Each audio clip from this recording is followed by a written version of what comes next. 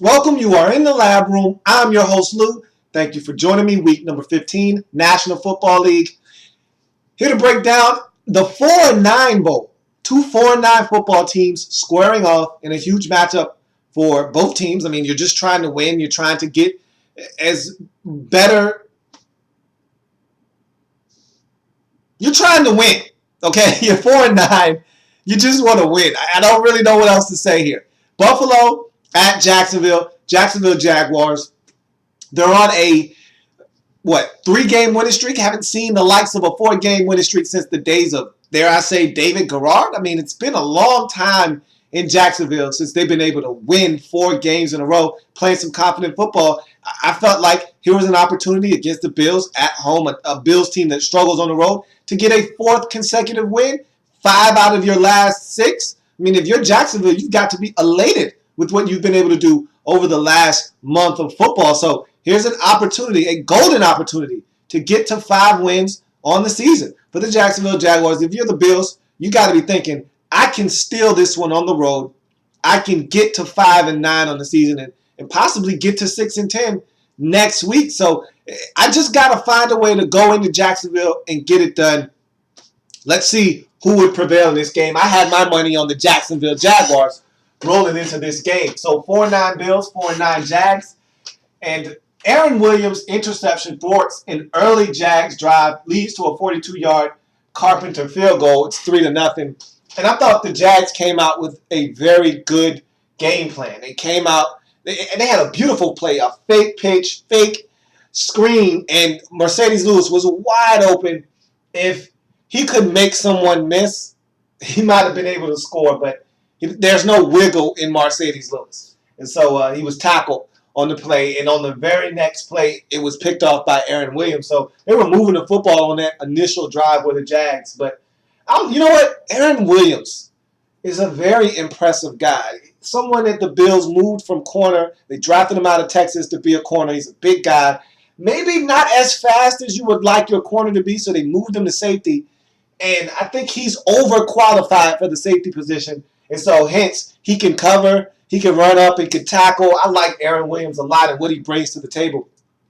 And he's been playing some really good football this year. I think he's really staked his claim as one of the better players on this Buffalo Bills defense this season. And he's very young, so he's got a lot of room for growth. And I like what I'm seeing out of Aaron Williams. And that was a big play early in this game. Again, Jags trying to move the football. Again, Jags are extremely confident right now.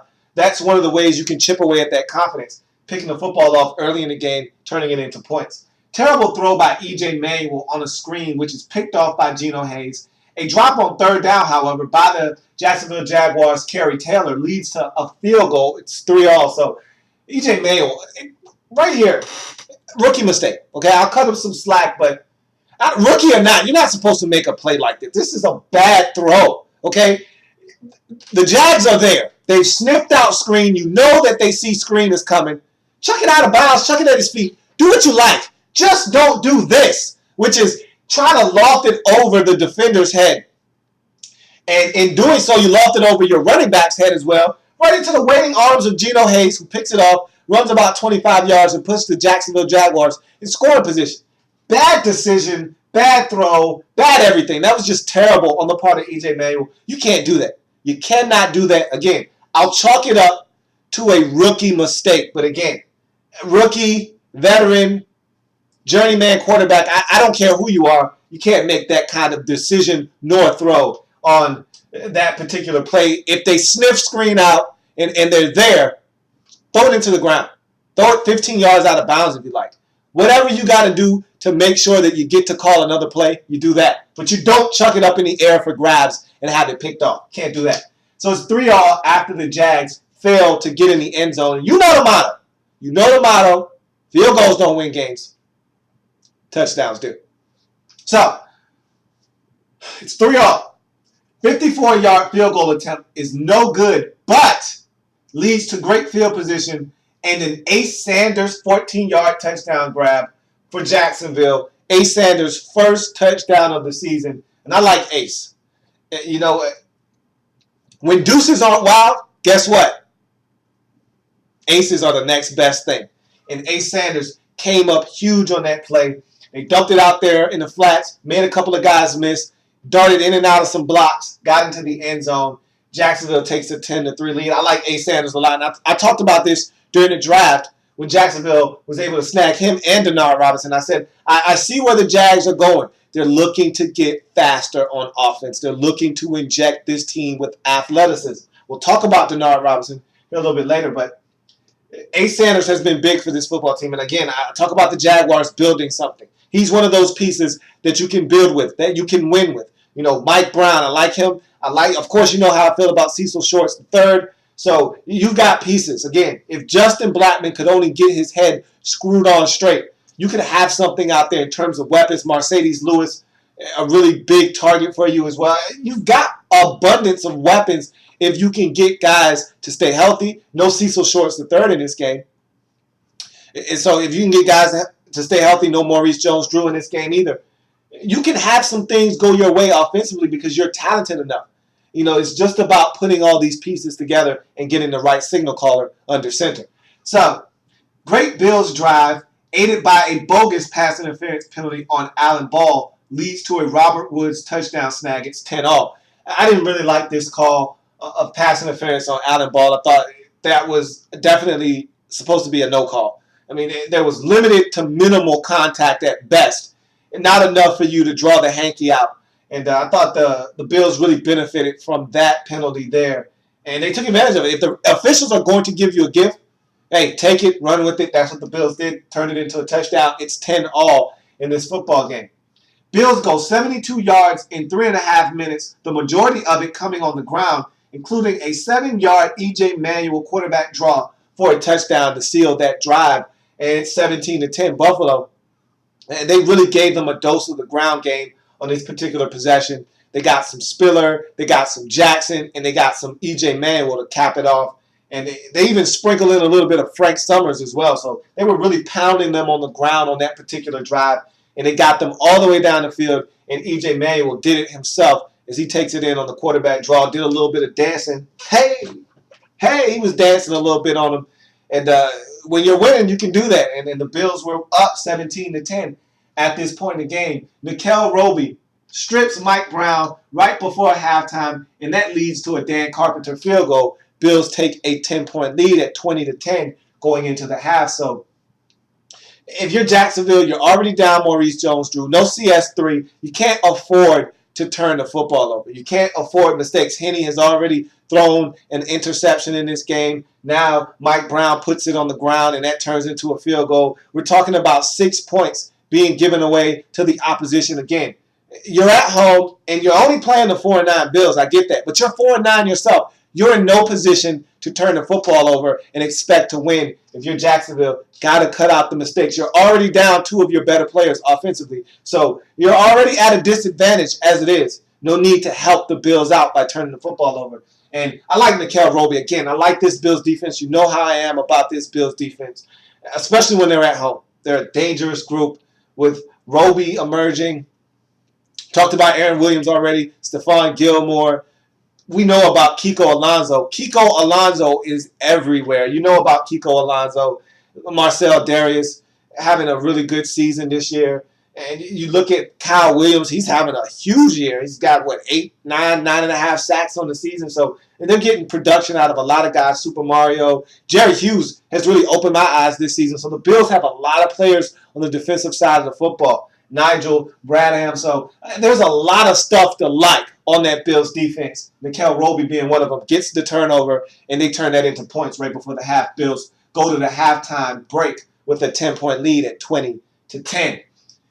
On 2 consecutive plays, the Jags fumble the ball, on the second of which is at the Buffalo 1 and into the end zone for a touchback by Denard Robinson. Stripped on the play. Here goes that man again, Aaron Williams with the strip on the play. This is a beautiful strip by Aaron Williams. And it seems like the Bills are being taught this because Nickel Roby on his strip of Mike Brown came down with a violent tomahawk chop right on the arm. Ball came out. They recovered it. They got the field goal right before the half.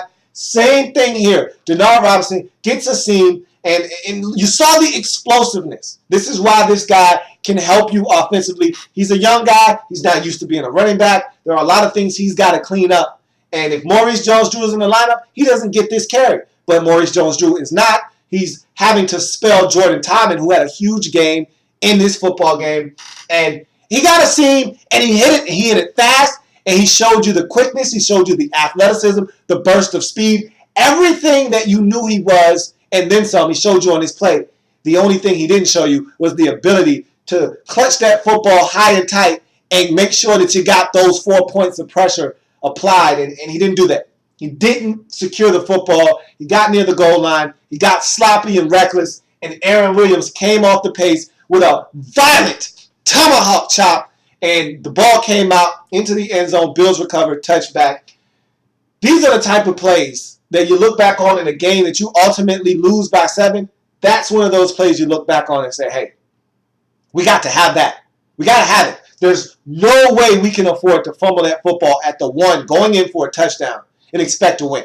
We're not a good enough football team to turn it over at the 1-yard line and not get those points. So you think about all the mistakes the Jags have made up until this point. We're not even talking about later in the game. Just up until this point, you've got a drop on 3rd down by Kerry Taylor to stop the Jaguars from potentially getting in the end zone on a possession, so they only get 3 instead of 7. You've got a Chad Henne opening possession, turnover, interception that leads to 3 points for the Bills. You got the Mike Brown fumble right before the half. That turns into a field goal. So you're talking about 6 points, and if you want to add the Kerry Taylor drop in as a 4-point minus, you're talking about 10 points right there off the board. And then you factor in this fumble at the 1, you could potentially be talking about 17 points that the Jags have given away in this game to turnovers and mistakes and miscues. Now, you want to take away that Kerry Taylor drop and say that you could have still kicked the field goal even if he catches that football? Fine. We're talking about 13 points that the Jags have given up in this game due to miscues. Cannot happen. You're not a good enough football team. You cannot turn it over. And that's what you have done to this point. You put yourself in a position to lose this ball game. And despite all of that, you're only trailing by 7. 17-10. Or excuse me, you're trailing by 10 at this point. 20-10. But you're still right in this ball game. A 43-yard run by Jordan Todman sets up a 55-yard Josh Scobie field goal. It's now 20-13. Jordan Todman, and I think I mentioned this earlier, he was huge in this game. Came up big for the Jaguars. He really filled in admirably for Maurice Jones-Drew in this game. And it's good to know that you have a back that you can rely on in the wake of maybe Maurice Jones-Drew not being back in the offseason. I know he's already expressed interest in wanting to come back to Jacksonville, but you never know. Somebody tosses a little bit of extra cheese his way. Maybe Maurice Jones-Drew says, hey, I'm tired of losing, and they're going to pay me more. I'm out of here. So you just never know. It's good to know that in case he's not back, you got a guy in Jordan Todman that can catch it out of the backfield, that can run it, that can pass pro, that can do it all. And so he had a really stellar outing, big Jordan Todman, and that 43-yard run got you 3 points on the scoreboard. E.J. Manuel is sacked and is forced to fumble by the Jags and recovered and turned into a 13-yard tight end screen by Mercedes Lewis. So they strip E.J. Manuel of the football, they recover, and they turn that turnover into a touchdown. Mercedes Lewis, 13-yard tight end screen. It's 20-all. And so you've scratched and you've clawed and you've gotten your way back into this game. You were down 10 at 20-10. Looked like the Bills had an opportunity to run away with this thing. You hang in the game. You force some turnovers, force some things to go in your favor. Now you're tied at 20. Now you got to find a way to try to steal this game and win it at home and get your 4th consecutive win on the season. Huge unnecessary roughness penalty by Winston Guy helps the Bills score the go-ahead touchdown on a 1-yard Frank Summers catch. So you get the unnecessary roughness penalty, and they tackle on the 15 at the end of the play. They get down into the red zone, go play action fake, and they get you to suck up. Frank Summers wide open in the flats. Touchdown. Bills take a 27-20 lead. There's plenty of time left on the score or on the clock, however, for you to do damage, come back, tie this game up, and potentially win it in regulation. And so Jags drive all the way down to the Bills' 1-yard line. And it kind of sickened me that they couldn't get in. Clay Harbert catches a pass out in the flats, and he slips down. And I'm thinking to myself, if he could have just kept this balance, He strolls into the end zone. But when you're the Jacksonville Jaguars, I guess these are the things that happen to you. You don't get all the breaks. And he slips, he falls, he crawls, he tries to get into the end zone. He's touched down at the 1 yard line. And you're thinking to yourself, hey, he's at the 1. The Jags are going to punch this one in. They try a toss, and I never like trying tosses at the 1 yard line. I'm all about going forward. I'm all about going north and south when I get to the 1 yard line. I don't want to go east and west. And they try a pitch to Jordan Todman. Bills sniff it out. They drop him for a 4 yard loss. All of a sudden now you're at the 5 yard line. And so they try to run a fade to the back of the end zone, and it's a poor decision and a poor throw by, and yeah, blame it on the Henne on this one. Chad Henne tosses it up there to nobody, essentially. There was a disconnect between the receiver and Henne on that particular play. I think the receiver saw that the Bills were playing a little bit of off technique, and so he cut his route short. I don't know, it may have been an option route, and the receiver ran a stop right at the front of the end zone, and he was open. And Henne decided he was going to throw a fade to the back of the end zone, the back corner. And it looked like Stephon Gilmore, Bill's corner, ran the fade route, and Henne tossed it up to him. One problem. Stephon Gilmore is not on your football team. He plays for the opposition. And he catches the football in the back of the end zone, gets both feet down. Bills get the huge turnover to preserve that 7-point lead, eat up a little bit of clock, force the Jags to use their timeouts. Jags do nothing with it when they get the football back one final time as the Bills are able to hold on to this victory, 27-20. They go to 5-9 on the season. Jags unable to win their 4th straight and get to 5-9 on the season. They drop to 4-10.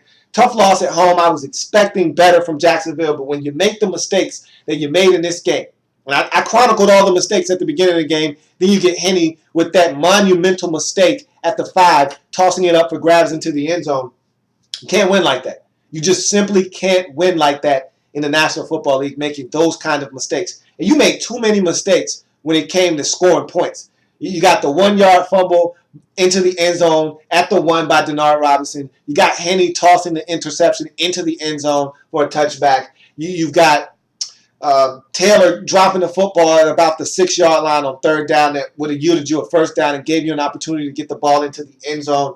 Just too many mistakes around the end zone. Too many mistakes when dealing with points. You mess up scoring opportunities, you'll find yourself on the short end of the stick most times than not. For the Bills, big win on the road. You've struggled all season long on the road. Way to get it done. This one came at a price, though. E.J. Manuel injured himself in this game, injured his ribs. He's not going to be able to go against the Dolphins. So you're going to have to call on Thad Lewis to take on the Dolphins again. But remember, earlier in the season, in Miami, Thad Lewis got it done against these same Dolphins. So you don't feel bad about sticking Thad Lewis in the game and seeing if he can get it done for you. But you get it done on the road for, I think, the 2nd time this season. Bills win a road game, go to 5-9, 27-20. Bills get it done. That's going to do it for this installment of In the Lab Room. I thank you for joining me. If it happens in the National Football League, whether big or small, we cover it all here in the Lab Room. I thank you for joining me. That's going to wrap up week number 15, and what a week it was. Took a lot to get through week 15, but I'm done with letdown weekend in the National Football League.